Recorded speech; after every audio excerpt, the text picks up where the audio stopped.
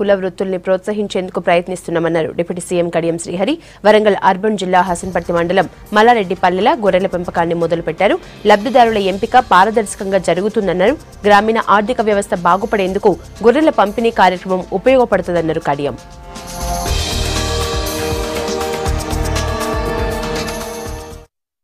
ఎక్కడ లేని విధంగా దేశంలో ఏ ముఖ్యమంత్రి గారు కూడా ఆలోచించని విధంగా ఒక చక్కటి కార్యక్రమానికి ఈ రోజు మనం శ్రీకారం చుట్టాం.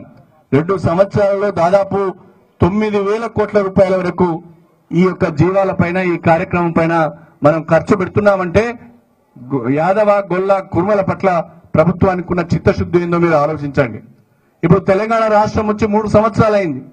చాలా మంది మాట్లాడారు తెలంగాణ రాష్ట్రం వస్తే ఏమొస్తుంది అని. తెలంగాణ రాష్ట్రం వస్తే ఈ రోజు ఏం జరుగుతున్నదో దయచేసి మీరందరూ కూడా గుర్తుపెట్టుకోవాలని నేను కోరుతున్నా.